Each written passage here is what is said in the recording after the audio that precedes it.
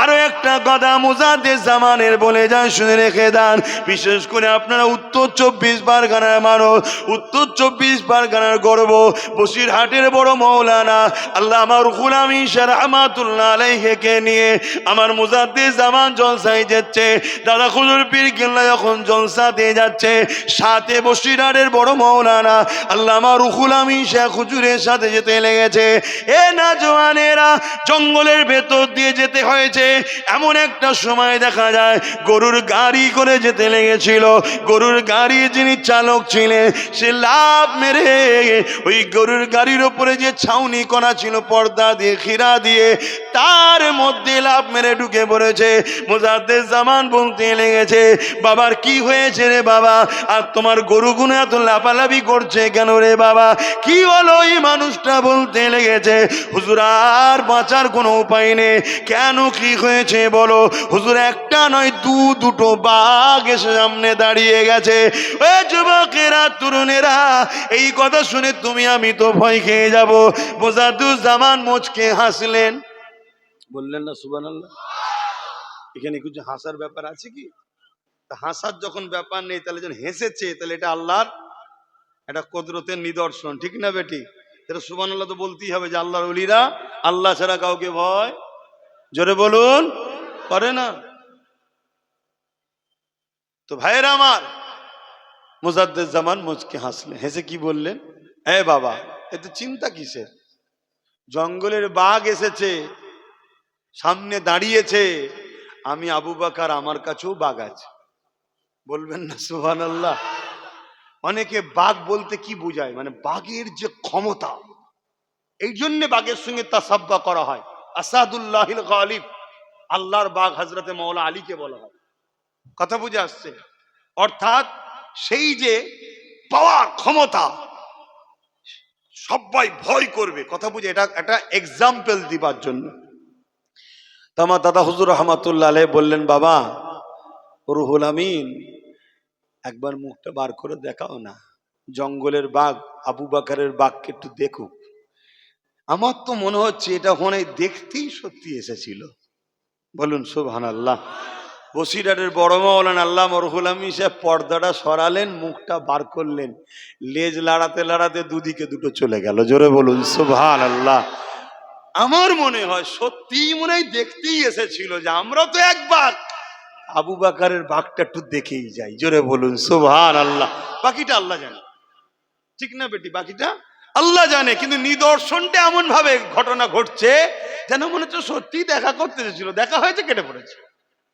তাহলে আমি যেটা বোঝাতে কি এখানে আসলাম, এটা কোন পাওয়ারে হচ্ছে? ইমানের পাওয়ার। কোন পাওয়ারে? ইমান। ইমান কি? সিনার শক্তি। আর সিনার শক্তিটা কি? আল্লাহর ভয় দিলে রাখা আর নবীর প্রেম ও আদব দিলে রাখা। জোরে বলুন সুবহানাল্লাহ। বাপেরা, নজওয়ান তরুণেরা, আমার যুবকেরা, মন দিয়ে শোনেন, আমার নবী পাক অনেক কষ্ট করে দিন ইসলাম আমাদের কাছে রেখে গেছে। এ নজওয়ান তরুণেরা, ইসলামে যেমন নামাজ আছে, ইসলামে যেমন গরিবদের ঘরে খানা খাওয়াবার কথা আছে, ইসলামে যেমন রোজা আছে, ইসলামে ঠিক তেমন দান খায়রাত রয়েছে, ইসলামে যেমন হজ আছে, ইসলামে মা বাপের সেবা আছে, ইসলামে যেমন দাড়ি টুপি আছে, ঠিক তেমনই সমাজের বুকে ন্যায় সত্য প্রতিষ্ঠিত করার কথা আছে, অন্যায়কে মিটিয়ে দিবার কথা রয়েছে। এ না জওয়ানেরা, তরুণেরা, বাপেরা, আমার নবী পাককে অপমান করে তারা চলে গেল। পরের দিনে আল্লাহ নবী আবার বোঝাতে লাগলেন, আবার কিছু মানুষ জড়ো হলো, আল্লাহ নবীকে অপমান করে চলে গেল। এই খবরটা আবু জেহেলের কাছে পৌঁছে গেল।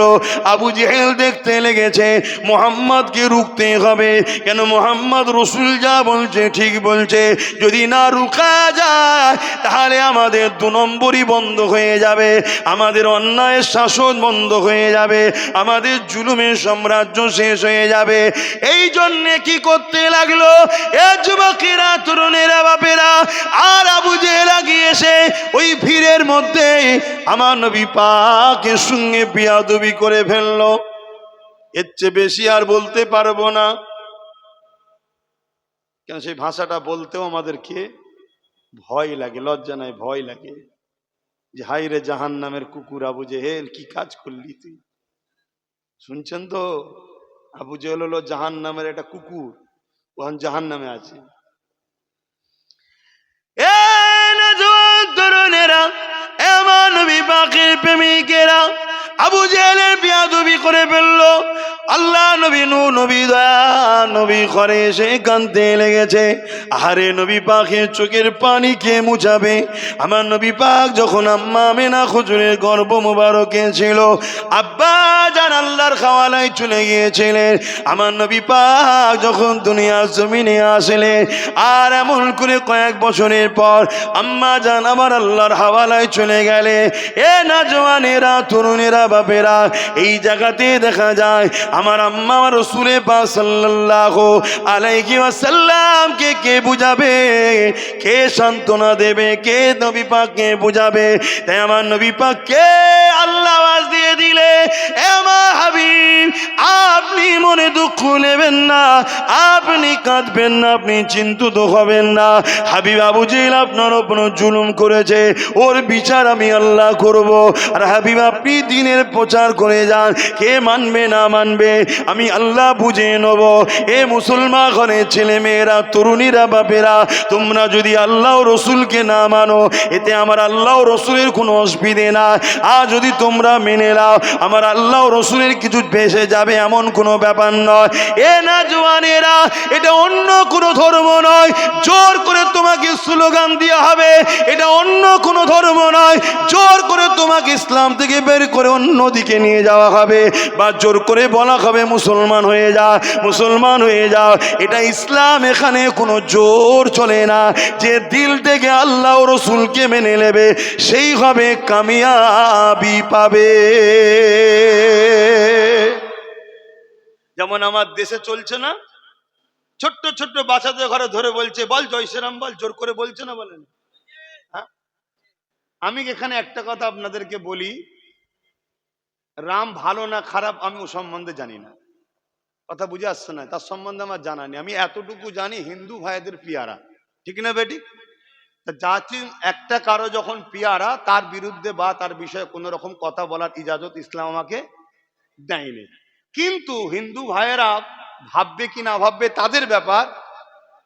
এই রামের যদি সবথেকে বড় কেউ আজকে অপমান করে, ক্ষতি করে, তথাকথিত হিন্দু দাবিদার একদল সন্ত্রাসরাই করছে। এই কথা ভুল বলছি কি? ঠিক তেমনি কেউ যদি মুসলমান সেজে আল্লাহ রসুলের পক্ষে দাঁড়াবে বলে আর কোন অমুসলিমকে জুলুম করে যে মুসলমান হও, কলেমা পড়ো, আল্লাহকে ডাকো, সে কিন্তু ইসলামের সবচেয়ে বড় গাদ্দার দুশমন। কেন? ইসলামের জোর চলে না। তো ওই বিষয়টা তারা কি করবে না করবে তাদের ব্যাপার, ও বিষয়টা আমার কিছু বলার নেই। কিন্তু এই জুলুম সমাজে ঘটছে না, ঘটেনি? কিন্তু ইসলামে এই জুলুম করা কি হারাম, চলবে না। তুমি কোনো অমুসলিমকে বলতে পারো না, এই আল্লাহ একবার বল, না তুমি মেরে ফেলবো।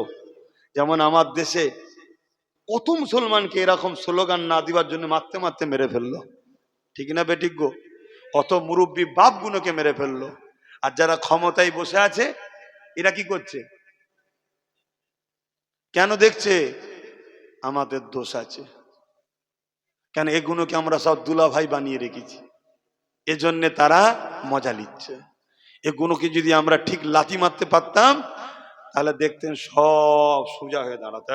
বলে হচ্ছে কথা খারাপ লাগছে নাকি? শক্ত হতে হয়। নরম জায়গাতে দেখবেন সবাই চাটি মারে, আর শক্ত জায়গায় দূর থেকে যায়। নরমের জায়গায় নরম হও, অন্যায়ের জায়গায় শক্ত হও। এটা হলো মোমেনের খসলত। সাহাবাদের খসলত কি? সাহাবা হুজুররা অমুসলিম হলেও বিপদে যদি কেউ পড়তো তার পাশে দাঁড়াতো, আর মুসলমান দাবিদার হয়েও যদি কেউ অন্যায় করতো সেখানেও কড়া শক্ত হয়ে দাঁড়াতেন। অন্যায় অন্যায়, কেন? অনেক কষ্ট করেছে আমার নবী। বাপেরা, নজওয়ান তরুণেরা, আল্লাহ নবী দিনকে প্রচার করার জন্যে কতটা কষ্ট করেছিলেন। এমনও দিন গেছে আল্লাহ নবীকে পাহাড়ে সোশ্যাল বয়কট করে দিয়েছে। আমার নবী পাহাড়ে চলে গেছে, পাহাড়ে গিয়ে গাছের পাতা ফলমূল খেয়ে রয়েছে এবং মানুষের কাছে রাতের অন্ধকারে গিয়ে দিন ইসলামের দাওয়াতটা দিতে লেগেছে। এরকমও কষ্ট আমার নবী পাক করতে হয়েছে।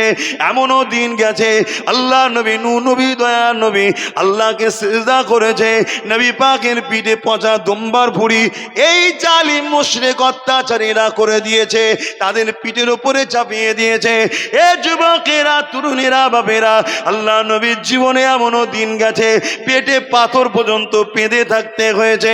এ যুবকেরা, তরুণেরা, বাপেরা, তথাপিও নবী আমার উম্মাতি কি করে আল্লাহ পাবে, দিন পাবে, কি করে জান্নাত পাবে, এই নিয়ে নবী আমার পেরেশান হয়ে তোমার আমার জন্য কেঁদেছে, তোমার আমার চিন্তায় দিনের প্রচারের জন্য কষ্ট করেছে। তাই যুবকদেরকে বলে যা, হালকা বয়সে ভুল ভ্রান্তি হয়ে যেতে পারে, কিন্তু আজকে চতুর্দিকে মানবরূপী পশুগুলো বেরিয়েছে। কে আমার নবীকে খাটু করছে, কেউ নবীর সামনে ফিল্ম বার করছে, কেউ নবী পাকের কার্টুন তৈরি করছে, কেউ কোরআনের বিরোধী করছে, কেউ লাইটিং আল্লাহর নামকে অপমান করছে।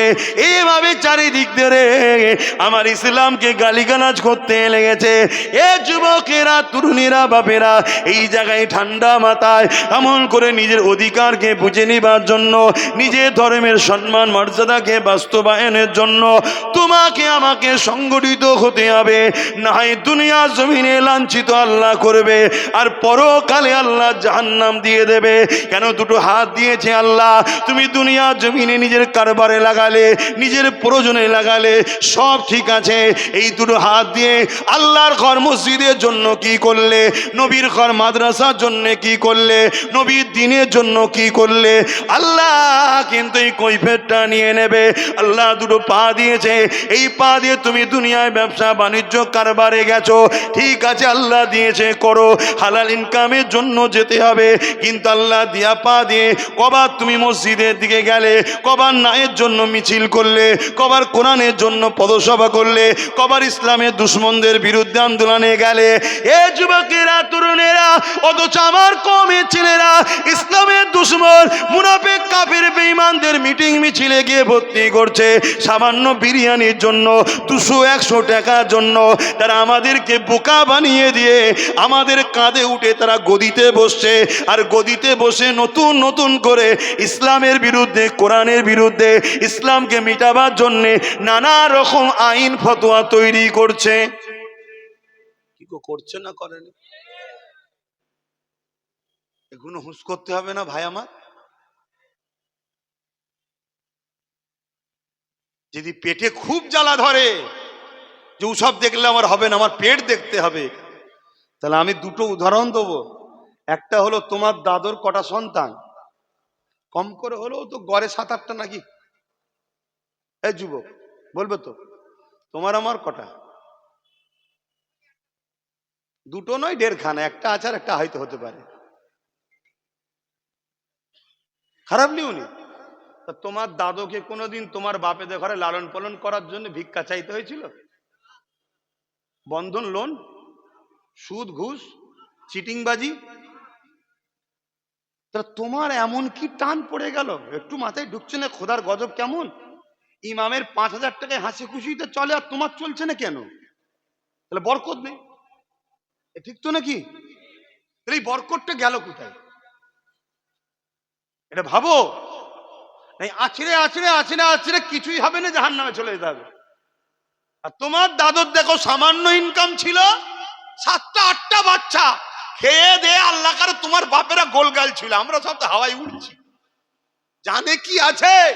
এক্ষুনি যদি বলা হয় চলো 10 কিলোমিটার দৌড়ানো হবে, 1 কিলোমিটার যেতে না যেতে কোমরে হাত দিয়ে ওপরে হাঁ হু করবে সব। কি গো, কথা ভুল বলছি নাকি? হালটা আমাদের এরকম হলো কেন?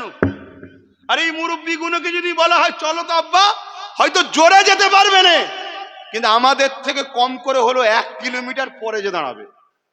আমি চ্যালেঞ্জ দিচ্ছি, কারণ আমারও ঘরে তো একটা মুরব্বী আছে, পীর আল্লামা আলী আকবর সিদ্দিক, আমি তো জানি। আমি 1.5-2 ঘন্টা জলসা করে যে হাঁপিয়ে যাই।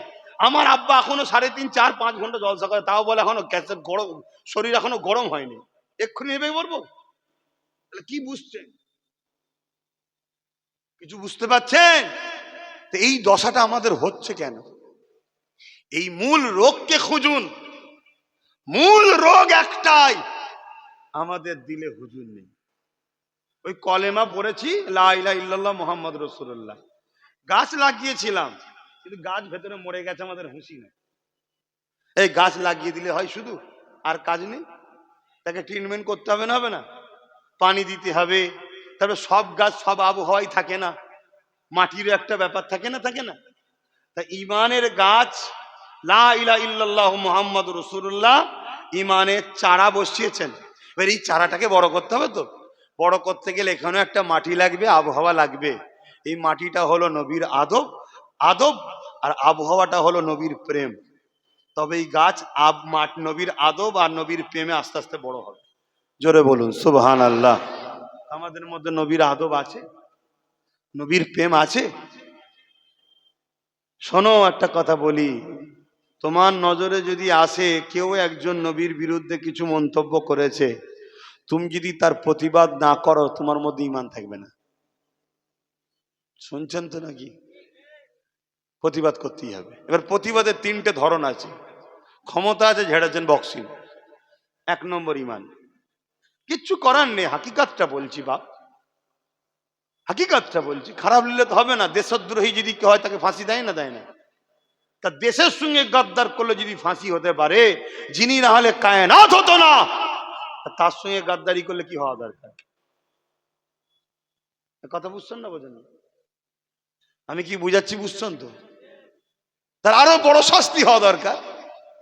তো সেই জায়গায় ক্ষমতা থাকলে হাত, যদি ক্ষমতা হাতে না থাকে, তার 2 নম্বর মুখ দিয়ে প্রতিবাদ করো। যদি তুমি প্রতিবাদ করতে না জানো, তোমার এলেম কালাম নাই, তাহলে কমসে কম এখান থেকে তাকে জনমের মতো ঝেড়ে ফেলে দাও, ঘৃণা করো। যা, তোর মুখ দেখবো না, তোর সাথে কথাই বলবো না। কথা বুঝে আসছে? এই 3টের মধ্যে কোনোটা যদি না থাকে, তার মধ্যে ঈমান নাই। তাহলে প্রতিবাদের 3টে ধরন আল্লাহর রাসূল দিয়েছে। আহারে, একবারও কি মনে পড়ে না সেই রাসূলুল্লাহর কথা, যিনি সারাটা জীবন তোমার আমার জন্য কেঁদেছে, আজও রওজা মুবারকে এখনো কাঁদছে। এ নওজওয়ানেরা, আল্লাহ নবী, হায়াতুন নবী, রওজা মুবারকে আজও তোমার আমার জন্য কাঁদে। আজ যদি আমাদের যুব সমাজ সোশ্যাল মিডিয়ার পিঠ ধরে, সোশ্যাল মিডিয়ার বক্তব্য ধরে, তাহলে মনে রাখবেন এই দাড়ি টুপি লেবাসে হাজারো মুফতি মৌলানা ঘুরে বেড়ায়, যাদের লক্ষ্য হলো ঈমানটাকে চুরি করে নেওয়া। তাদের আকীদা হলো রাসূলুল্লাহ মরে গেছে, নবী যখন মরে গেছে, তাহলে তোমার তো নবীর উপরে আর দরদ হওয়াটা স্বাভাবিক নয়।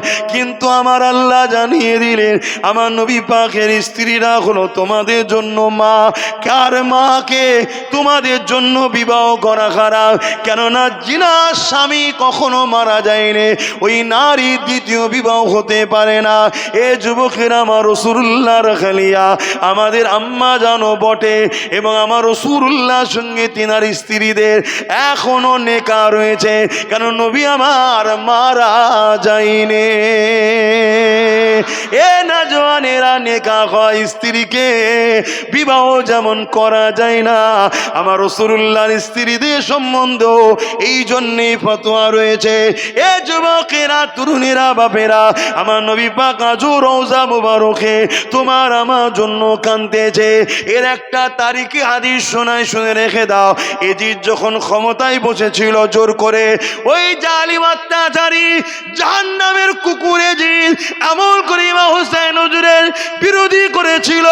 আর মদিনাবাসীরা যখন শুনতে পারলো এজিদ মোমিন হুসাইনের বিরোধী করতে লেগেছে, এই মদিনাবাসীরা এজিদের বিরুদ্ধে যখন কথা বললো, সঙ্গে সঙ্গে এজিদ কি করলো, এমন করে মদিনার বিরুদ্ধে শরীফে সৈন্য পাঠিয়ে দিয়ে 3 দিন অত্যাচার জুলুম করেছিল। কেন করলো? মদিনার মানুষেরা যখন খবর পেল এজিদ হোসাইন হুজুরের বিরোধী করছে, তাই তারা শাসকের বিরুদ্ধে গিয়ে ইমাম হোসাইন হুজুরের পক্ষে দাঁড়ালো। আজকেও আমার বাংলাতে কিছু মুসলমান আছে যারা জালিমদের বিরোধী করে যদি আমাদের পক্ষে একটু কথা বলে তাদের উপরে জুলুম হয়। এ কথা বুঝছেন না, বোঝেন না? আজও হোসাইনি আছে, আজও এজিদি আছে, এটা ভাবতে হবে আপনাকে। রাস্তা তো দুটো, একটা রহমানের একটা শয়তানের। সেদিন এজিদ ছিল শয়তানের রাস্তায়, হোসাইন ছিল রহমানের রাস্তায়। সেদিন সাহাবা ছিল রহমানের রাস্তায়, আর আবু জেল উতবা সাইবারা ছিল শয়তানের রাস্তায়, আর সাহাবারা ছিল রহমানের রাস্তায়। আজকেও তোমাকে ডিসাইড করতে হবে কারা রহমানের রাস্তায় চলছে, কারা শয়তানের রাস্তায় চলছে, তোমাকে দেখতে হবে। তুই মুসলমান দাবি করবে আর এজিদের সাথ দেবে হোসাইনের বিরুদ্ধে গিয়ে, ও মুসলমান জাহান্নামের কুকুর ছাড়া অন্য কিছু হবে না। আজকের দিনেও যারা রহমানের রাস্তার ক্ষতি করছে, ক্ষমতার জোরে আল্লাহ দিনের বিরোধী করছে, তাদের পক্ষে তুমি দাঁড়িয়ে আর হোসাইনি খুদের পক্ষে যারা আওয়াজ করছে তাদের বিরুদ্ধে করবে, তুই মনে করবে আমি মুসলমান নামাজি পড়ি। আরে মুনাফেক ছাড়া দ্বিতীয় কিছু নয়। কথা শুনছেন তো নাকি? খুব ভালো তারে বোঝেন, যুগে যুগে দুটো রাস্তা ছিল, দুটো রাস্তা আছে, কিয়ামত পর্যন্ত দুটো রাস্তা থাকবে। আগামী দিন আসবে ইমাম মেহেদী সাল্লাম রহমানের রাস্তার লিডার হবে। এই পৃথিবীতে কয়েক কোটি মুসলমান ইমাম মেহেদী সাল্লামের বিরোধী করবে, কয়েক কোটি মুসলমান। আলেম উলামা আবার শুনে রেখে দাও, দাড়িওয়ালা টুপিওয়ালা তাহাজ্জুদ পড়নেওয়ালা সোনা নবীর ভবিষ্যৎবাণী নবী বলে গেছে, তারা বিরোধী করবে ইমাম মেহেদী সাল্লামের। বিরোধী করে কাদের সাথ দেবে? কানা দাজ্জালের সাথ দেবে, অর্থের লোভে, অর্থের লোভে। তাহলে আজকে আমার বিরোধী করবেন, এটা অসম্ভব কি? আজকে দাজ্জালের চালাদের থেকে টাকা নিচ্ছে, এ কথা বুঝছেন না, বোঝেন না? রাস্তা দুটো, রাস্তা দুটো, খুব ভালো ধরে ক্লিয়ার হয়ে যান। কেন নামাজ 73টা দল হবে, 72 দলেও নামাজ থাকবে, তারপরেও জাহান্নামে যাবে। নামাজ রোজা হজ যাকাত দান খায়রাত 73টা দল হবে, 73 দলে থাকবে, তারপরেও 72 দল নামাজ রোজা দাড়ি টুপি কোরআন তেলাওয়াত মসজিদ মাদ্রাসা ইমাম মুফতি মৌলানা মুফাদ্দিস মুহাদ্দিস বুখারী পড়া মুসলিম পড়ানো, তারপরেও জাহান্নামে যাবে। কারণ কি?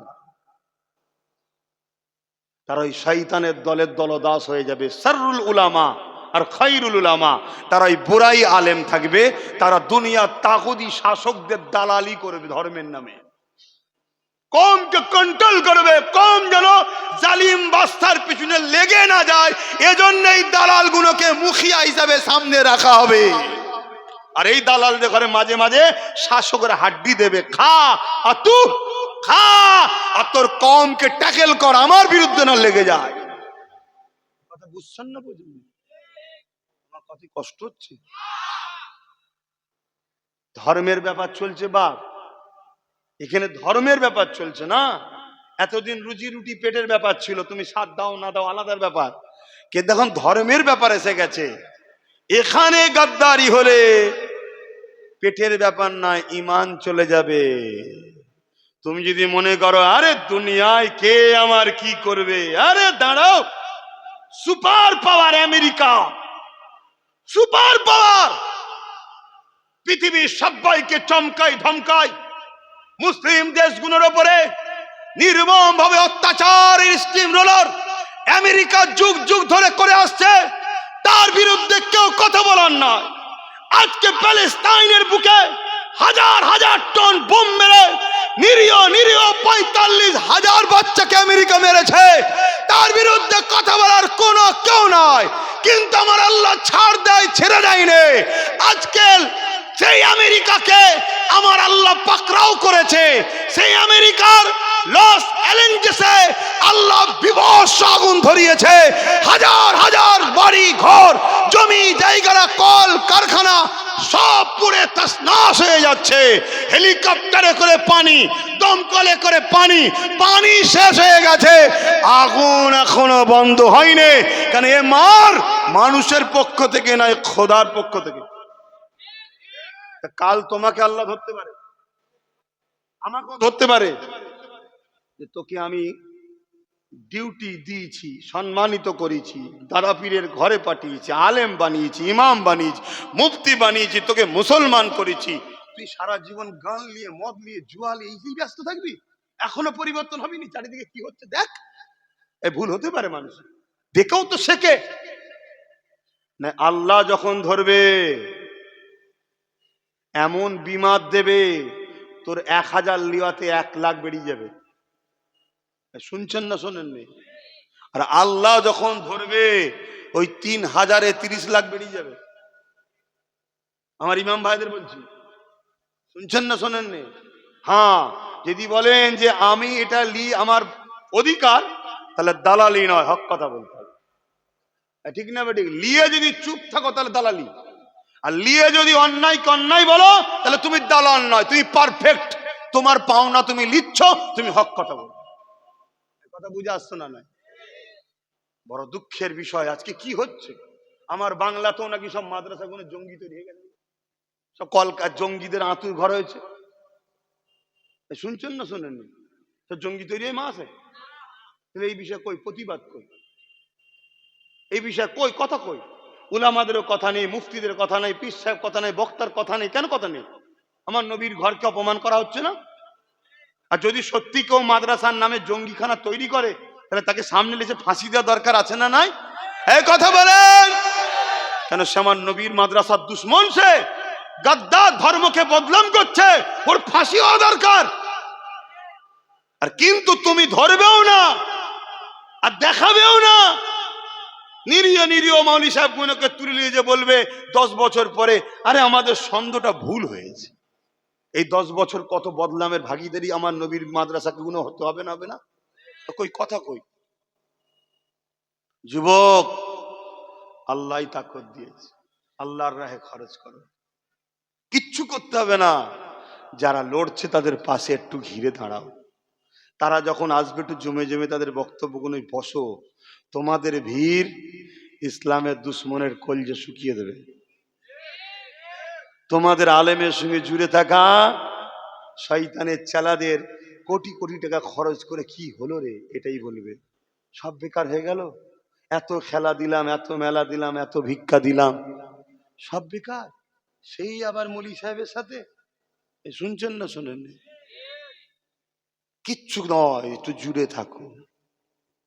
আমি কি বুঝাচ্ছি বুঝছো আমার ভাইয়েরা? আল্লাহর রাস্তে বলছি, আসো।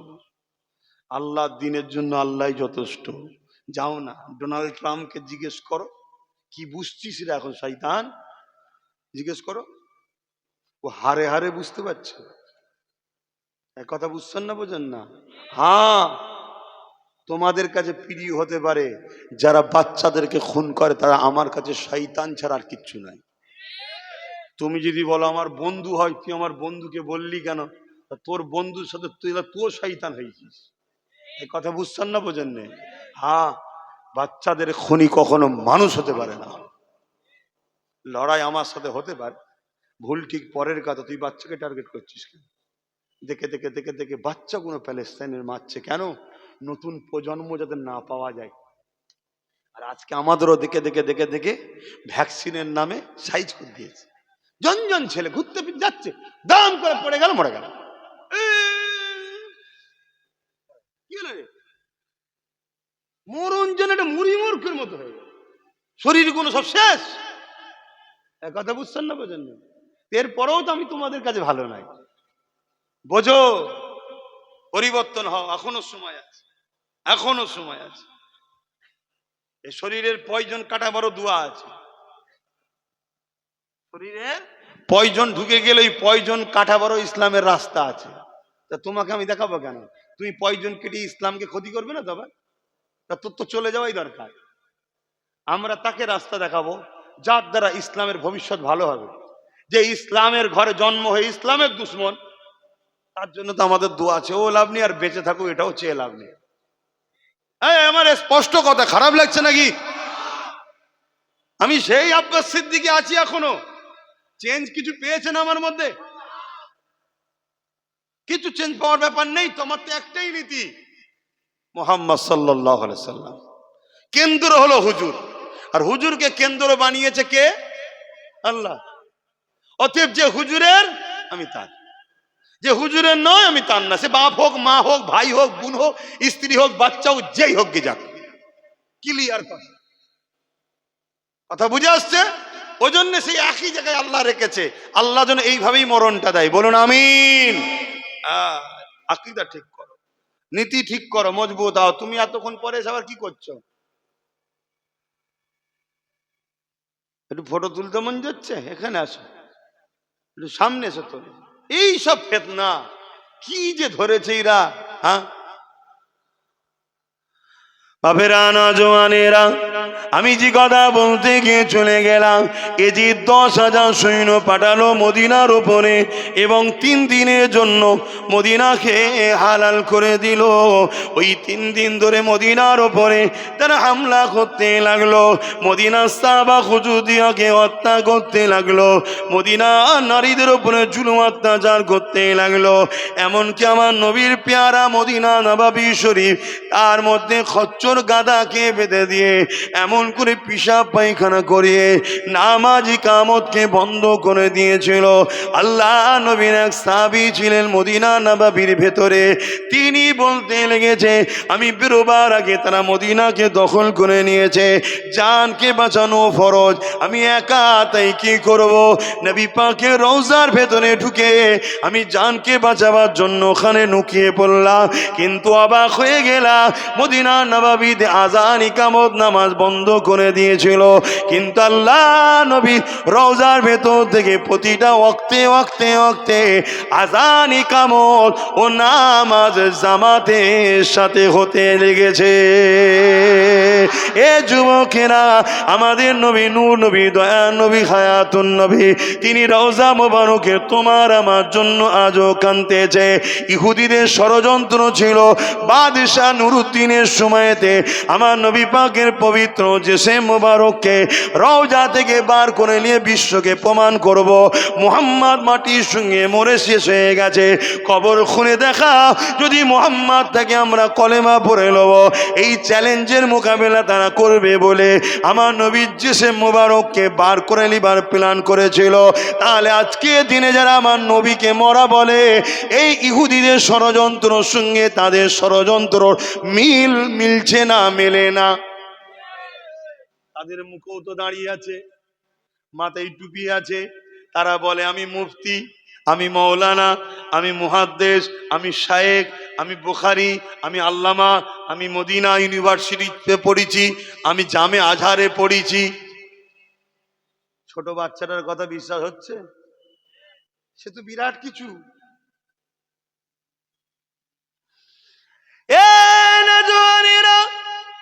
সেদিন বিরাট কিছু যে ছিল, আর এমন করে ইবাদতের বেলায় 1 নম্বর ছিল, আদবের বেলায় বেয়াদবি করার জন্য কাফের হয়েছিল কে বলবেন তো? ইবলিস, শয়তান, নাম শোনেন নে? ইবাদতের বেলায় 1 নম্বর। জমিন আসমানের এমন কোন জায়গা নেই আল্লাহকে সিজদা দেয়নি। ফেরেশতাদের কাছেও ভিআইপি ছিল, আর তার আমলের বেলায় ইবলিস নম্বর 1 ছিল, ইলমের বেলাতেও ছিল, সব ছিল, কিন্তু আদবের বেলায় আদম নবীকে সিজদা করলো না, আল্লাহ তাকে কাফের বলে তাড়িয়ে দিল। সেই দিনটাকে খেয়াল করো। আজও আমলের বেলায় বিশাল বিশাল পাওয়া যায়, নবী পাকের আদবের বেলায় পাওয়া যায় না। এটা হলো আজকে দিনে মানব রূপী ইবলিস। শুনছেন তো নাকি? আমি কি আমার ভাইকে বাঁচাবো না? এগুলো সব দাদা হুজুরের বাচ্চা তো নাকি? আমি আমার ভাইকে বাঁচাচ্ছি, আমার বাপকে বাঁচাচ্ছি, আমার মাকে বাঁচাচ্ছি, আমার বোনকে বাঁচাচ্ছি। এই বাংলায় তো কোনো মায়ের লালের আমাদের বিরুদ্ধে কথা বলার তো প্রয়োজন নেই, কিন্তু আমার বাপের সন্তান। এ কথা ভুল বলছি? কেউ বলুক আমি দাদা হুজুরের নয়, তাকে বলবো চল যাও ভাই, আমরা থাকি 10 জন, থাকি 10 জন থাকি। কথা মাথায় ঢুকছে না? ঢুকে না? আর যদি বলে দাদা হুজুরের, আমি আমার বাপের ছেলে মুজাদ্দেদ জামানের বাচ্চাকে আমি বুঝাচ্ছি, তো তোর কথা বলার অধিকার কি? আমি কিভাবে আমার ছেলেকে বুঝাবো? আমি কিভাবে আমার বাপ, আমার মা, আমার বোন, আমার ভাইকে বুঝাবো? সেটা আমার ব্যাপার। তুই তো আমার বিরুদ্ধে কথা বলার অধিকার নেই তো তোর। যদি বলে না কোরআন হাদিসের বিরুদ্ধে হচ্ছে, তাহলে এক জায়গায় বস না, এক জায়গায় বস, সেটা আমার সাথে তুই ডিবেটে আয়। তুই এদেরকে লক্ষ্য করে কথা বলবি কেন? এদেরকে লক্ষ্য করে তোর কথা বলার অধিকার নেই, কারণ এরা জামানার মুজাদ্দেদ, আবু বকরের বাচ্চা, তোর বাপের বাচ্চা নয় এরা। আগামী দিন মারতে হবে এগুলোকে, লাঠি নিয়ে বেরোতে হবে, লাঠি নিয়ে, বুঝছেন না, বোঝেন না? কেন? শয়তান যখন দেখবেন বাগানে পোকা লেগে যায়, কি করতে হয়? দাদা হুজুরের বাগানে পোকা লেগেছে, স্প্রে করতে হবে। স্পষ্ট বলে যাচ্ছি, তোর যদি পুলিশের সঙ্গে, দালাল গাদ্দার নেতাদের সঙ্গে যোগাযোগ থাকে, আমাকে রুকে দেখা। কথা মাথায় ঢুকছে না ওখানে? কারণ আমার দাদা হুজুরের কষ্টের বাগান এটা। এই বাংলায় যখন সেরেক হতো, এ বাংলায় যখন ভণ্ডমিদের আস্তানা হয়েছিল, এ বাংলায় যখন পীরের নামে পশু জবাই হতো, এ বাংলায় যখন নামের আগে সিঁড়ি লিখত, এ বাংলার মানুষ যখন ধুতি পরত, আল্লাহর ঘর মসজিদ ছিল না, মাদ্রাসা ছিল না, তখন এই বাংলার ইমানের অস্তিত্ব বাঁচাবার জন্য নবীর আওলাদ মুজাদ্দেদ জামান আবু বকর সিদ্দিককে আল্লাহ সিলেক্টেড করে পাঠিয়েছে। জোরে বলুন সুবহানাল্লাহ, আরো জোরে বলুন সুবহানাল্লাহ। তিনি একটা নয়, দুটো নয়, 3000 মাদ্রাসা করেছে, 3000 আরবি কিতাবকে বাংলাতে ট্রান্সলেশন করে এই কওমের খেদমত করেছে, তিনার রুহানি আওলাদ ও জিসমানি আওলাদদের নিয়ে। অতএব এই বাংলায় অন্য কেউ কথা বলার তো অধিকার নেই। এই আমার কথা ভুল হচ্ছে নাকি? ভুল হলে ধরিয়ে দেবেন, ভুল হলে ধরিয়ে দেবেন, কারণ আপনারও অধিকার আছে আমাকে ধরাবার। কি দাদা হুজুরের হন, আর দাদা হুজুর যদি না হন, তাকে অধিকার নেই। শুনছেন না? শোনেন নে? তুই তোর যা পারিস করগে যা, 7টা জাহান্নাম আছে, যেখানে খুশি ঢুকে যা, আমার দেখার দরকার নেই। দাদা হুজুরের যদি আওলাদ হও, তাহলে বলো ভুল হচ্ছে কি? আজকে কি হচ্ছে সিলসিলাটাকে নিয়ে বলো? হ্যাঁ, আমার নবী হায়াতুন নবী, দাদা হুজুর শিখিয়ে গেলেন, আমাদের বাপ দাদু নানা নানি সব হায়াতুন নবী মাননেওয়ালা। আজকে এই বাগানে কথা হয় নবী মোরা, কি করে এরা পার পায়? কথা বলুন। তাহলে আমাদের গাফলুতি আছে না? না, আমাদের শক্ত অ্যাক্টিভিটি নেই। নবীর জন্য আমরা কথা বলতে পারি না, দুনিয়ার এলাকার নেতার জন্য বোম বার করি, বন্দুক বন্ধ করি, লাঠি বার করি, সুটা বার করি। আর যখন আমার পাড়ায় কেউ একজন নবীর বিরুদ্ধে কথা বলে, তখন মুখ ঘুরিয়ে চলে যায় কেন? এখানে কে বার করবে? শুনছেন না শোনেননি? ওখানে বার করা হারাম, ওখানে বার করলে জাহান্নামে যেতে হবে, তাদের জন্য বার করে ফেললে। আর যেখানে বার করে লড়াই করলেই যদি মরো শহীদ, বাঁচলে গাজী, সেখানে লড়াই নেই কেন? আমার কথা কি ভুল হচ্ছে ভাই? জানি না ভাই, পাগল মানুষ, নবীর পাগল, ভুলভাল বলে ফেলছি না তো? একটু ধরিয়ে দেবেন, ভুলভাল বলে ফেলে ধরিয়ে দেবেন ভাই। হাই হাই হাই হাই, এক বিঘার জমির জন্য ভাই ভাইয়ের নামে কেস করছে, এক বিঘার জমির জন্য বাপ বেটায় ঝগড়া হচ্ছে, এক বিঘার জমির জন্য বোনের মাথায় কাটারি মারছে। আমার রাসূলুল্লাহর জন্য কি করেছি আমরা? কেস করেছি কারোর জন্য? এটা কিসের মহব্বত? যদি বলেন না ওটা তো করা যাবে না, কে বলেছে করা যাবে না? হ্যাঁ, কে বলেছে? আমরা হানাফি মাযহাবের মানুষ তো নাকি? হানাফি মাযহাবের একজন জগৎ বিখ্যাত ইমাম হযরতে ইউসুফ, হযরতে মুহাম্মদ, এনারা হানাফি মাযহাবের পৃথিবী বিখ্যাত আলেম ইমাম। দুজন বন্ধু মিলে কথা বলছে, বলতে বলতে একজন বলছে, নবী কদু খাওয়াকে পছন্দ করতেন। নবী, বলুন বলুন, কদু বোঝেন তো? আপনারা লাউ বলেন, আমরা কদু বলি। যাক, জিনিসটা বুঝে এসেছো তো? কি কদু খাওয়াকে নবী পছন্দ করতেন। 150 বছরের বিজ্ঞান বলছে কদু এমন একটা জিনিস শরীরের জন্য, এতে কোনো ফ্যাট কোলেস্ট্রল নেই, এতে কোনো গরম ভাব নেই, এবং শরীরকে ঠান্ডা সর্দি হওয়ারও ব্যাপার নেই। কদু মানুষের শরীরের জন্য বিরাট একটা উপকার জাতীয় খাবার। জোরে বলুন সুবহানাল্লাহ। হাই রে কদু, তুই কত সৌভাগ্যবান, নবী তোকে পছন্দ করতে খাওয়া। বলুন সুবহানাল্লাহ। হয়তো অনেকে বলবি এর মধ্যে কি আছে, না এটা এটা পাগল, এইসব পাগলামি বুঝবে না ভাবে, প্রেমের ব্যাপার, এ সবার কপালে জোটে নেই, কপাল ফাটাতে কি বুঝবে বাপ। আর ওয়াইস কারণী যেই শুনেছে নবীর দাঁত ভেঙে গেছে উহুদের ময়দানে, পাথর নিয়ে মারছে। একটা দাঁত ভেঙে গেছে, ভাবছে এইটাই তো না, অন্যটা শহীদ হয়েছে, আবার একটা ভেঙেছে, এটা তো অন্যটা না তো, দু পাট্টি দাঁত থেকে মারতে মারতে মারতে মারতে ভেঙে ফেললো। হুজুরের শহীদ হয়েছে একটা, উনি সব ভেঙে দিল। এ তুমি বুঝবে না, এ পাগলরাই বোঝে, কিন্তু দুনিয়ার পাগল নয় এরা, এরা নবীর পাগল। আর আল্লাহকে সাক্ষী রেখে বলছি এদের জন্য আবার জান্নাত পাগল। জোরে বলুন সুবহানাল্লাহ। তোমরা হয়তো জান্নাতের পাগল হতে পারো, জান্নাত এই ওয়াইজকারনী মতো হুজুরদের জন্য জান্নাত পাগল। আবার কবে ওয়াইজকারনী আসবে আমার কাছে, অনেক বুঝার ব্যাপার আছে। তো ভাই কদু খেতে পছন্দ করতেন আল্লাহ নবী। এক বন্ধু আর এক বন্ধুকে বলছে, যখনই বলেছে এই সামনে যাকে শোনাচ্ছে সে রিয়াকশনে বলেছে, দৌড় ভাই আমাকে কদু ভালো। হযরতে মোহাম্মদ ইউসুফ হুজুর ফতোয়া দিলেন, ওকে কতল করো, ও যদি তওবা না করে এক্ষুনি কতল করো। কেন ভাই, কেন? ওর ভালো লাগে না, হুজুর খেতে পছন্দ করেন এই কথা রিপিট ও পছন্দ নয়, তার মানে হুজুরের তোর পছন্দ না, এটা মানে দাঁড়াচ্ছে এইটুকু কথাই যদি তওবা না করলে কতল ফরজ হয়, তাহলে কেউ যদি বলে আমার হুজুর সম্বন্ধে, আমি কি আর ভাষা বলবো, ধরুন আমাকে যদি কেউ বলে ভিখারির বাচ্চা, আমার ভাল লাগবে? আপনাদের ভাল লাগবে? এটা যদি হুজুরের সামনে বলে, তাকে কতল করা ফরজ হয় না? কথা বুঝছেন না বোঝেন না? এবারে গণতান্ত্রিক দেশ, আমার দেশ রাইট দেয়নি আলাদা কথা, কিন্তু শরিয়াতের বিধানটা আমি বললাম, শরিয়াতের ফতোয়াটা আপনাকে শোনালাম, কিন্তু আমার দেশের লকে আমাকে মান্যতা দিতে হবে, এটাও ইসলামের হুকুম। তাই দ্বিতীয় অপশনে চলে যাও, তাকে কাফের জেনে মুখ ঘুরিয়ে লিয়া দরকার আছে না নাই? কিন্তু আফসোস, আলেম দাবি করে, মুফতি দাবি করে, মৌলানা দাবি করে, তারপরও হই হই হচ্ছে, কি কথা? তাহলে আমাদের ইমান কোথায় গেছে বুঝতে পারছেন? ইমান কোথায় গেছে বুঝতে পারছেন? বাবেরা, নওজওয়ানেরা, তরুণেরা, এ নবী পাকের প্রেমিকেরা, কাল যদি আপনাকে কেউ বলে ও রাখাল ছিল, ও গরু চড়াতো, মুস্তলাতো, এটা কি আপনার শুনতে ভালো লাগবে?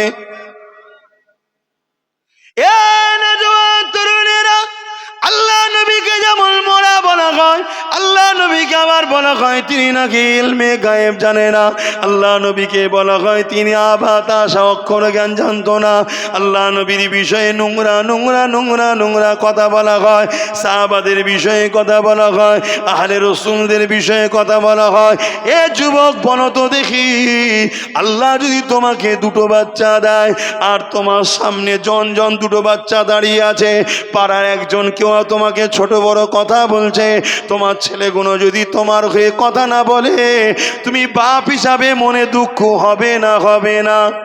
তাহলে এত নবীর বাচ্চা, তুমি আমি রুহানি সন্তান, আমার নবীর বিরুদ্ধে কথা হবে এই বাংলা জমিনে, তুমি আমি যদি প্রতিবাদ না করি, বলো তো কিয়ামতের দিনে কোন মুখে নবী শাফাত নেবে? এ যুবকেরা, তরুণীরা, বাপেরা, নামাজ তো ইবলিশও পড়েছিল, নামাজ আজকের দিনও অনেকের রয়েছে, রোজা থেকে হজ দান খায়রাত এলে এগুলো তো ইবলিশের ছিল, কিন্তু মনে রাখবে আদব না করার জন্য ইবলিশ কাফের হয়ে গেছে। আজও দাড়ি টুপি নামাজ রোজা ওই 72 দলে থাকবে, কিন্তু তারা জাহান্নামী হয়ে যাবে। কেন হয়ে যাবে? আল্লাহ নবী সাহাবাদেরকে জানিয়ে দিল তাদের অন্তরে খাইয়া থাকবে না, আদব থাকবে না, এই জন্যে তারা জাহান্নামী হয়ে যাবে।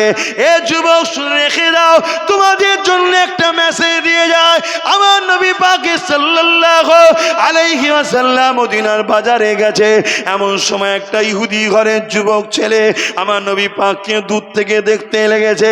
আমার নবী পাকের কথাবার্তা, আমার নবী পাকের আখলাক চরিত্র, আমার নবী পাকের মানুষের সঙ্গে সম্পর্ক কথাবার্তা ওই ইহুদি যুবকটার বড় পছন্দ হয়ে গেছে। তাই সে নবীকে বড় দূর থেকে দেখে আর ভালো লাগে। একদিন সে মনে করতে লাগলো আমি মুহাম্মদ রাসূলের কাছে গিয়ে বলবো আমাকে যেন তেনার সঙ্গে রাখা হয়, তাহলে সর্বসময় চাই এত সুন্দর একটা আখলাকে ব্যক্তির সাথে আমার থাকা হবে। এ যুবকেরা, ইহুদি যুবকটা আল্লাহ নবীর কাছে চলে এলো, আল্লাহ নবীকে বলতে লাগলো, ইয়া রাসূলুল্লাহ, আপনি আমাকে আপনার কাছে থাকার পারমিশন দেন। আপনার কথাবার্তা কাজ আমাকে বড় ভালো লাগে, আমি আপনার সফর সাথী হতে চাই, আপনার মজলিসে বসতে চাই, আপনার সঙ্গে থাকতে চাই।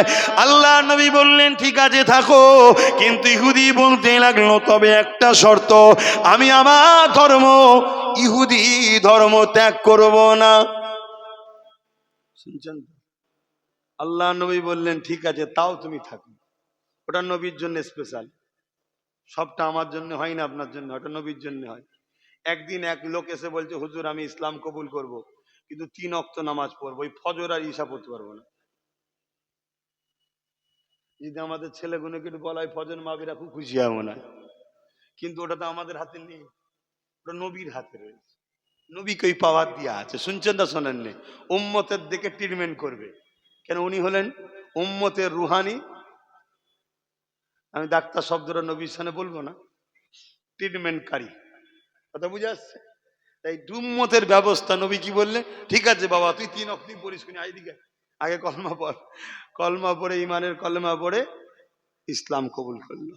যত বছর বেঁচে ছিলেন সাহাবা হুজুররা বলছেন, ওই সাহাবিটা জীবনে 3 ওয়াক্ত পড়েনি, 5 ওয়াক্ত পড়েছে, তাহাজ্জুদ কাজা করে না। জোরে বলুন সুবহানাল্লাহ। সাহাবিকে জিজ্ঞেস করেছে, আপনি তো 3 ওয়াক্ত পেয়েছেন, এত ফ্যাসিলিটি ছাড়লেন কেন?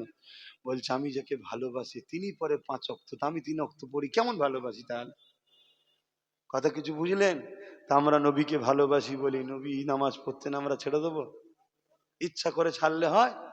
নাচারে যদি হয়ে যায়, ঘুম ভাঙেনি, কাজে ছিলেন, তবুও না একটা বাহানা দেখানো যাবে যে আল্লাহ হয়ে গেছে, ঘুম ভাঙে নাকি করবো, খোদা মেরুনি আল্লাহ, আল্লাহ অনেক দয়ালু। ইচ্ছা করে করে তো নামাজ কাজা করছো যুবক, এগুলো কি ভুল নয় আমাদের?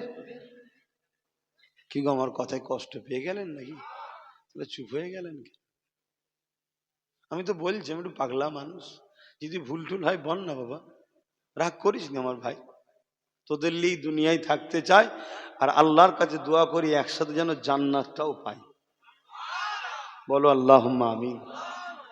কেন আমি বাদ গেলে তোমাদের মনে কষ্ট হবে না? বলো সত্যি করে বলো। তোমরা ধরো সবাই জান্নাত চলে গেলে, আমি যদি বাদ হয়ে যাই, তোমাদের মনে কষ্ট হবে না? ঠিক আমারও মনে হয় দুনিয়ায় যার সাথে আমি ভালোবাসা রেখেছি, ভাই হোক, বাপ হোক, মা সমতুল্য হোক, বোন সমতুল্য হোক, পরিবার, আত্মীয় স্বজন, কেউ একজন না বাদ যায়। কিয়ামত যখন দেখা হবে, এই মৌলানা গুলো, এই ইমাম সাহেব, কত মনটা খুশি হবে না, এই তো একসাথে সব জান্নাতে আছি, ঠিক না? ভাল লাগবে না? লাগবে না? এই জন্য আল্লাহর কাছে যখনই হাত তুলি বলি, আল্লাহ একসাথে যারা দুনিয়ায় আছে একসাথে যেন জান্নাতটাও থাকতে পারি, বলুন আমিন। তবে নবীর হাদিস হলো, আল মারউ মা মান আহাব্বা, দুনিয়ায় যে যার সাথে থাকবে ভালোবাসায়, পরকালে তার সঙ্গে থাকবে। জোরে বলুন সুবহানাল্লাহ। কিন্তু নবী বাদ দিলে হবে? কেন? নবী হলো জান্নাত যাবার ভিসা, বোঝেন তো নাকি? এক দেশ থেকে আর এক দেশে যেতে গেলে কি করা লাগে? জামা কাপড়, ব্যাগ, টাকা পয়সা, ডলার, রিয়াল সব লাগে, কিন্তু মেন কোনটা? হ্যাঁ, জান্নাত যেতে গেলে নামাজ, রোজা, দাঁড়ি, টুপি সবই লাগবে, কিন্তু মেন ভিসা, মেন ভিসা, ওই ভিসাটা হলো লা ইলাহা ইল্লাল্লাহু মুহাম্মাদুর রাসূলুল্লাহ। কবরে চেক হবে, এন্ট্রি হওয়ার সাথে সাথে জিজ্ঞেস করা হবে, মান রাব্বুকা, তোমার রব কে? মা দীনুকা, তোমার দিন কি? তারপর আমার নবীকে দেখানো হবে, ইনি হলেন মুহাম্মদ রসুল। ইনার সম্বন্ধে তোমার দুনিয়ায় দিলে কি ধারণা ছিল বলো, এখানে কি আছে বলো? কথা শুনছেন? তখন যদি ছোট বড় কথা বলে, যে কথাগুলো নবীর শানে গুস্তাগি, খাটো করা হয়, অপমানযোগ্য বাক্য, সে নাজাত পাবে তো? আর তাকে যদি আন্ডা ভেজে খাওয়া, মলি সাহেব এসছে খাওয়া, ঝ্যাঁটাই গুমেকে পিটা দরকার, যেসব শয়তান গুনা আমার নবীর বিরুদ্ধে কথা বলে। আমার ভাষা খারাপ লাগলো নাকি? জলসাই অনেকে আবার বলে, আমি শুনেছি, জলসাই বসে বসে কি করছো রে শয়তান, তোর গায়ে লাগলো কেন? তোর গায়ে লাগলো কেন রে শয়তান? জলসাই বসে বসে নবীর মেম্বারে উঠে নবীর বিরুদ্ধে যখন কথা বলে, হারামখোর শয়তান গাদ্দার, তখন তোর মুখে কথা বেরোয় না তো? আর আমি যখন বলেছি ঝাঁটাই মেঘকে পিটবি এলাকাতে গেলে যেন সব বোঝে এই নবী দুশ্মন যে ছাইদা গুয়ের গন্ধ গন্ধ বেরোচ্ছে। কথা বুঝছেন না বোঝেন না? দরকার আছে না নয়? হ্যাঁ, যুবরা রিক্স লাও, যা আছে কপালে ছেঁড়া কাতে বগলে, চলো না তুমি আল্লাহ একবার ঝাঁপিয়ে পড়ো, যা হবে হবে। আরে মরে এমনি যাবো, মরে তো এমনি যাবো। তোমার তো ঘর এখানে টুক করে ঢুকে পড়বে, আমি যাবো না তোর ঘরে? আমার কোনো টেনশন আছে? কারো কিচ্ছু করার নেই। ফাইসাল্লাহ জমিনে হয় না, ফাইসাল্লাহ ওইখানে হয়। বুঝতে পারছেন? জমিনওয়ালা যতই ফাইসাল্লাহ করুক, এই করবো হ্যান করবো তান করবো এই করবো এই করবো, সব ওইখান থেকে যেটা ফাইসাল্লাহ হবে সেটা হবে। কে ফাইসাল্লাহ করে ওখানে? চিৎকার দিয়ে বলুন কে? বলুন আল্লাহু আকবার। হ্যাঁ, যিনি সব থেকে বড়, আর তিনার ফাইসাল্লাহ সবার উপরে। কথা বুঝে আসছে না? না? হ্যাঁ। বাপেরা, নওজোয়ান তরুণেরা, এ নবী পাকে প্রেমিকেরা, আল্লাহ নবী কতটা ভালোবাসে তোমাকে আমাকে। কিয়ামতের দিনে যেদিন বাপ ছেলের হবে না, ছেলে বাপের হবে না, মা মেয়ের হবে না, মেয়ে মায়ের হবে না, কেউ কারো হবে না। কি অবস্থা একটু বলবেন তো? টাইম তো চলে যাচ্ছে, নামাজ পড়তে হবে তো, ইসে রক্ত হয়ে গেছে তো। এ না জওয়ানেরা, যুবকেরা, প্রেমিকেরা, আহারে আমার টাইম ছিল 7:30 পর্যন্ত। যেই বললো 8:30 আজান হবে, ঘরের কথা ভুলে গিয়ে আবার শুরু করলাম। ভাল লাগছে হুজুরের কথা বলবো, ঠিক না? হাইরে হাইরে, কালকে সূর্য উঠবে, আব্বাস উঠবে কি জানি না। সময় যখন পেয়েছি একটু নবী নবী করে নি, কিয়ামত দিন আল্লাহ বলবে হাবিব আপনার পাগল ছিল। কথা বুঝে আসছে না? না? আল্লাহ নবী পাককে কত সম্মানিত করেছে শোনেন। আল্লাহ নবী পাককে কোন জায়গায় মুহাম্মদ বলে নাম ধরে ডাকেনে, হ্যাঁ মুহাম্মাদুর রাসূলুল্লাহ বলেছে, তবে বেশিরভাগ জায়গাতে আমার আল্লাহ নবী পাককে ইয়াসিন, তোহা, মুজাম্মিল, মুদাসসির বিভিন্ন লকাব দিয়ে ডেকেছে। তাহলে আমাদের তো ভাবা দরকার কার বিষয়ে কথা বলতে লেগেছে। আজ কিছু মানুষ আমার রাসূল পাক সাল্লাল্লাহু আলাইহি ওয়াসাল্লামের আলোচনাকে আমভাবে করে দিতে লেগেছে, এমন ভাবে আলোচনা করতে লেগেছে আমার নবী পাক নাকি রাখাল ছিল। নাউজুবিল্লাহ। এ যুবকেরা, এই কথা তো ইহুদিদের কথা ছিল। আমার নবী পাক ইহুদিরা রোহাইনা বলে ডাকতো, রাখালের আরবি ভাষা হলো রোহাইনা। এ আর রাসূলুল্লাহ হাবিবাল্লাহ, সাহাবারা কিন্তু আবার রাখালের রোহাইনার আরেকটা মানে হয় আমাদের দিকে দেখেন, আমাদের দিকে নজর করে। কিন্তু ইহুদিরা শব্দটা ব্যবহার করত নবীকে রাখাল বলার জন্য ব্যবহার করত। আল্লাহ পাক সহ্য করলেন না, আমার আল্লাহ জানিয়ে দিলেন তোমরা রোয়াইনা নয়, বলো ক্বালা উনজুরনা। ইয়া রাসূলুল্লাহ, এ হাবিবাল্লাহ, আমাদের দিকে নজরে করম করেন, দয়া নজরে একটু দেখেন। এই কথাটা আল্লাহ ঢুকিয়ে দিলেন। তাহলে রাখাল শব্দ বলতে আল্লাহ নিজে নিষেধ করেছে কোরআনের। আজকে মুফতি, মাওলানা, মুহাদ্দিস, মুফতি করে আলেম উলামা দাবি করে এই বাগানে যদি কেউ নবীকে রাখাল বলে, ওর চামড়া মেরে গুটিয়ে দেওয়া দরকার আছে না নাই? কথা শুনছেন না শুনেননি? কালকে পুলিশ বলতে পারে, সরকার বলতে পারে গণতন্ত্রের বিরুদ্ধে যাচ্ছে। শুনছেন না শোনেননি? যখন আমার নবীর বিরুদ্ধে বলছিল তখন বলতে হবে শয়তান গুলো তোরা কোথায় থাকিস। তখন মনে হয় না যে একটা ধর্মের বিরুদ্ধে কথা হচ্ছে? কথা শুনছেন না শোনেননি? অতএব আমার নবীর ব্যাপার যেখানে আসবে ওখানে দ্বিতীয় কোনো ব্যাপার আর চলবে না। দরকার হয় যুদ্ধ করতে হয়, যুদ্ধ করতে হবে। রাজি আছেন? হাত তুলে আল্লাহকে সাক্ষী রেখে বলেন হুজুরের জন্য যুদ্ধ করতে রাজি আছেন? হ্যাঁ, ঈমান তৈরি করুন। হাঁটা কপাল হয়ে মরে লাভ নেই। গরু ছাগল দিন দেখবে রাস্তাঘাটে মরছে, ওইভাবে মরবেন? হ্যাঁ, হুজুরের প্রেমে মরেন, হুজুরের প্রেমে মরেন। উম্মতে মুহাম্মাদি দাবি করো, লজ্জা হওয়া দরকার আমাদের। আমাদের উচিত এইভাবে একত্রিত হওয়া যে আমরা তাকে ক্ষমতায় আনবো, যে ক্ষমতায় আনার পরে আইন করবে আমার ক্ষমতা যতদিন চলবে, মুহাম্মদ রাসূলের বিরুদ্ধে কথা বললেই তার যাবজ্জীবন কারাদণ্ড, তাকে আমরা আগামী দিন ভোট দেব। উম্মতের এই চেতনা থাকা দরকার। উম্মত এই চেতনা না করে পেটের জন্য ভোট দিচ্ছে, আর পেটের জন্য ভোট দিতে যে দিনকে দিন গরিব হচ্ছে উম্মত গুলো। ভিখারি হয়ে গেল উম্মত গুলো।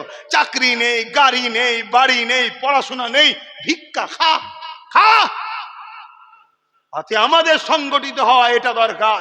আগামী দিন এই গণতান্ত্রিক দেশে, গণতান্ত্রিক জায়গাতে আমার নবীকে হাসতে খুশিতে থাকতে চায়। আমরা কারো ধর্মগুরুর বিষয়ে বিরুদ্ধে বলি? কথা বলেন। ঠিক তেমনই আমরা পছন্দ করি না তুমি তোমার লিয়ে থাকো, আমার হুজুরের বিরুদ্ধে কেউ কথা বললে তার যাবজ্জীবন জেল হবে। আইন যে করবে আগামী দিন জিতার পরে তাকে আমরা শক্তিশালী করব। এটা যদি আপনারা বলতে পারেন, আল্লাহ আপনাদের রুজিতে বরকত দেবে, শিক্ষায় বরকত দেবে, গাড়ি দেবে, বাড়ি দেবে, আসমান থেকে রুজির রাস্তা খুলে দেবে।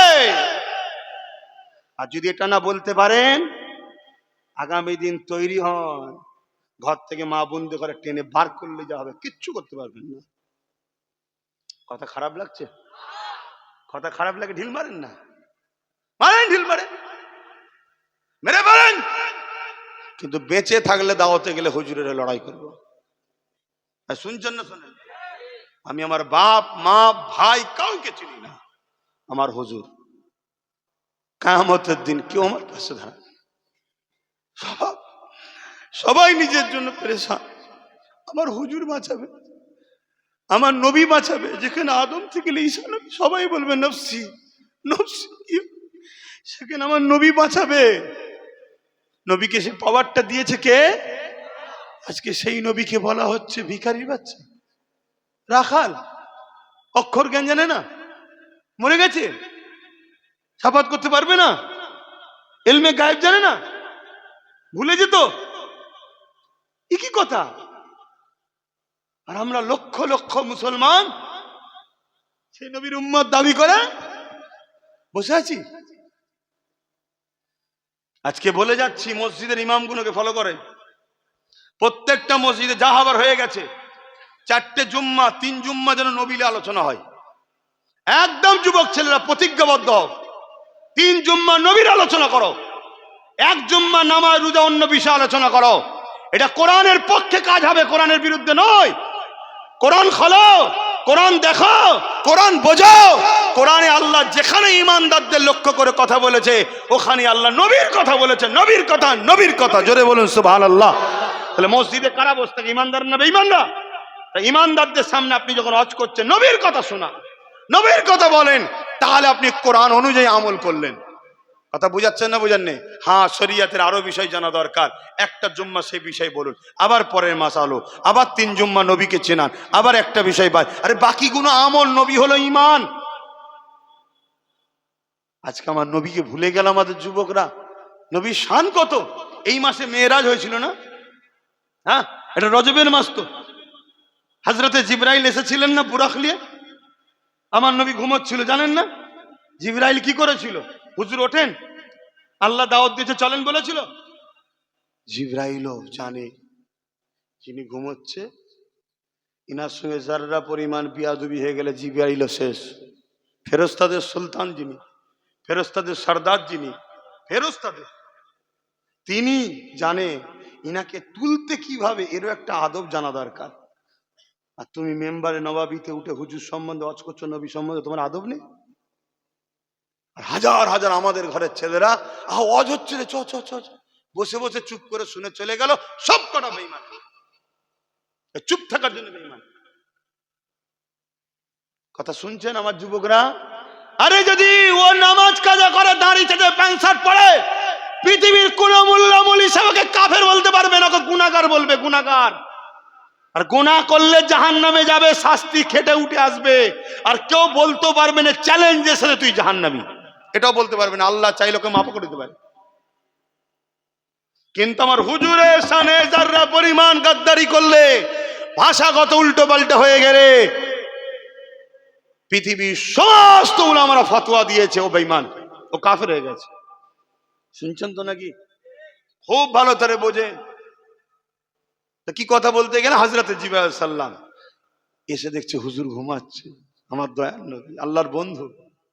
হায় হায়, কি সুন্দর কথা, আল্লাহর বন্ধু ঘুমাচ্ছে। আমার নবীর ঘুম আমাদের ঘুম এক না আলাদা? আমরা ঘুমোলে কি করতে হয়? উজু। মসজিদে গেছেন, বসে আছেন, কি করতে হবে এবারে? আর ততক্ষণ না এরকম ব্রেক হয়েছে ততক্ষণ উজু করতে হবে না। যদি ব্রেক একবার মেরেছেন মানে টলে গেছেন তাহলে কি করতে হবে? উজু। আর আমার নবী ঘুম থেকে উঠেছেন, সোজা ইমামতির জায়গায় গিয়ে আল্লাহ আকবার, সাহাবার সব উজু করে ইক্তেদা করে নবীকে নামাজ পড়ছে। জোরে বলুন সুবহানাল্লাহ। আবার নবী উজু করেছে না করেনি? করেছে। কেন করেছে? উম্মতকে শিখাবার জন্য। যদি হুজুর না উজু করতে আমি বুঝতাম কি করে গড়গড়া কোনটা বলে, নাকে পানি কোনটা বলে, কোন ওই কতটা ধুতি হবে, মুখমণ্ডল কত, কিন্তু হুজুর করে করে দেখাবে। তা শরিয়াত হুজুরের জন্য না, শরিয়াতটা আমাদের জন্য। হুজুর যেটা করেছে ওটা শরিয়াত, অর্থাৎ ইসলাম হলো হুজুর নিজেই। জোরে বলুন সুবহানাল্লাহ। আর হুজুরকে এই সম্মানগুলো দিচ্ছেন যিনি, তিনি কে? একটু সবাই বলবেন না? আল্লাহ। আল্লাহ দিচ্ছে, সবকিছুর মালিক কিন্তু আল্লাহ। হ্যাঁ, এটা মাথায় রাখবেন। সবকিছুর পাওয়ার, সবকিছুর মালিক আল্লাহ, কিন্তু হুজুরকে এই পাওয়ার দিচ্ছেন আল্লাহ। কেন? আল্লাহর বন্ধু হন। তা জিবরাইল বলছে আল্লাহ আপনার বন্ধু ঘুমাচ্ছে, কিভাবে উঠাবো? আল্লাহ বলল জিবরাইল, যুবকরা শুনছো তো, আমার বন্ধুর কদমের গোড়ায় বসো, বসে আমার বন্ধুর কদমের তালুতে, পায়ের তালুর তলাতে ঠোঁট লাগিয়ে চুমা দাও। জোরে বলুন সুবহানাল্লাহ। যেই জিবরাইল দিয়েছে আমার হুজুর উঠে বসেছে। জিবরাইল সালাম দিচ্ছে, আসসালাতু আসসালামু আলাইকা ইয়া রাসূলুল্লাহ। নবী সালামের জবাব দিয়ে বললেন কি খবর ভাই, কি খবর? আপনাকে মোবারকবাদ, আল্লাহ আপনাকে দাওয়াত দিয়েছে, দিদার দেবে। জোরে বলুন সুবহানাল্লাহ। আর মুসা নবী বারবার বলছে আল্লাহ দেখবো, আল্লাহ দেখবো, আল্লাহ দেখবো, আল্লাহ দেখবো। আমি মুসা নবীকে ছোট করছি না, নাউজুবিল্লাহ। মুসা নবীর জুতোর ধুলো আমার চোখের সুরমা হোক। নবী বেয়াদবি হলে ওখানেও বেয়াদবি বলে কাফের হয়ে যাবে।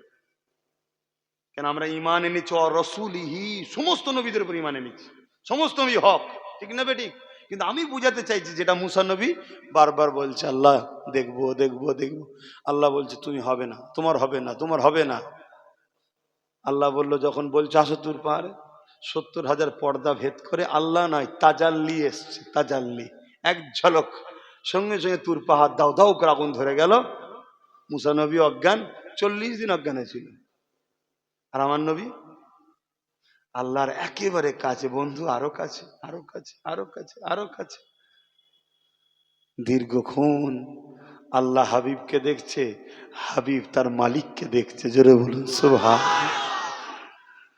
ওখানে গিয়ে আল্লাহ জিজ্ঞেস করছে বন্ধু কি লাগবে? হে যুবক, নবীর দিনের পাহারাদার হও, প্রতিটা গ্রামে তোমরা নবীর দিনের পাহারাদার হও, প্রতিজ্ঞা লাও বাঁচবো নবীর জন্য, মরবো নবীর জন্য। ৭০,০০০ বার আল্লাহ জিজ্ঞেস করেছে বন্ধু কি লাগবে, কি লাগবে, কি লাগবে, কি লাগবে? নবী একটাই কথা বলেছে ৭০,০০০ বার, আল্লাহ উম্মতের নাজাত চাই। জোরে বলুন সুবহান, আরো জোরে বলুন। আজকে সেই উম্মতের কাছে নবীর দুশ্মন এসে অজ করে যাচ্ছে। শুনছেন না শোনেন না? এই লড়াই দাদা হুজুর ৫ হুজুরকে নিয়ে নয় রে। দাদা হুজুর ৫ হুজুর হলেন নবীর পক্ষে, পূর্ব ভারতের ইমাম হলেন নবীর পক্ষের দাদা হুজুর, মডেল ম্যানেজার, যেটা আপনারা বুঝতে পারবেন। কিন্তু লড়াই মূলত কিন্তু রাসূলুল্লাহকে নিয়ে।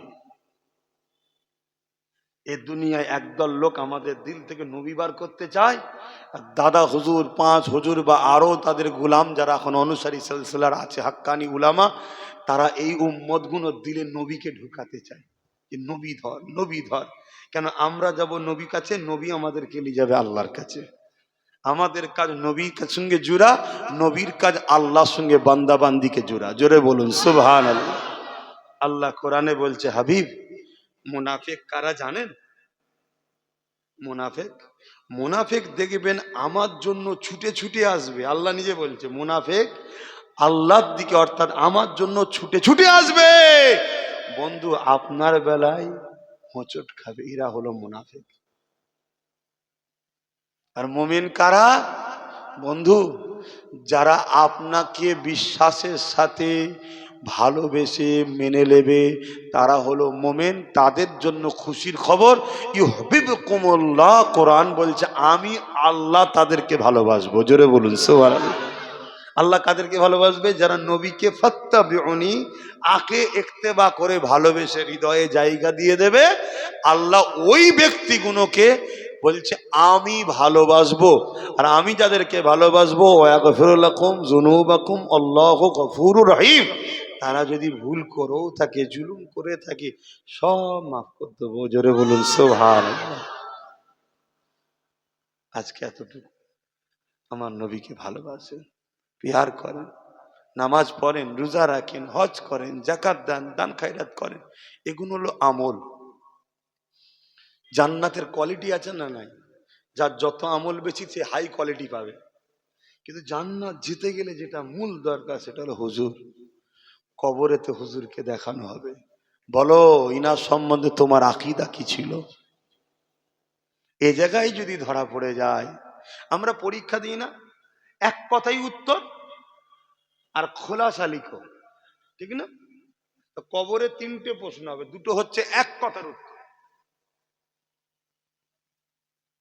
পরীক্ষা দিয়েছেন তো নাকি? এক কথাই উত্তর। মান রাব্বুকা, এক কথাই উত্তর দেখো, রবকে, রব্বি আল্লাহ, মিটে গেল। মা দিনুকা, এক কথাই উত্তর, দিন ইসলাম, মিটে গেল। কিন্তু নবীর বেলায় এরকম নয়। নবীর বেলায় জিজ্ঞেস করা হবে ইনি হলেন মুহাম্মদ রাসূল সাল্লাল্লাহু আলাইহি সাল্লাম, নবীকে দেখানো হবে ইনার সম্বন্ধে তোমার দুনিয়ার জিন্দেগিতে কি আকীদা ছিল, কি ধারণা ছিল, কি রায় ছিল, বিস্তারিত বলো। আব্বাস, নবীর মেম্বারে উঠে ইনাকে কি বলতিস বল, এইটা হলো মূল কথা। এই ইমাম, মেম্বারে দাঁড়িয়ে কি বলেছো বলো, ইনার বিষয়, ইনার বিষয়।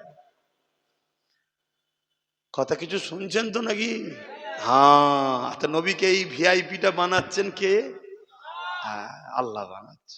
তা আল্লাহ যখন বানিয়েছে, তাহলে আমাদের তো বোঝা দরকার কেন বানিয়েছে। আল্লাহ ও বান্দার বীজখানে হুজুর আছে।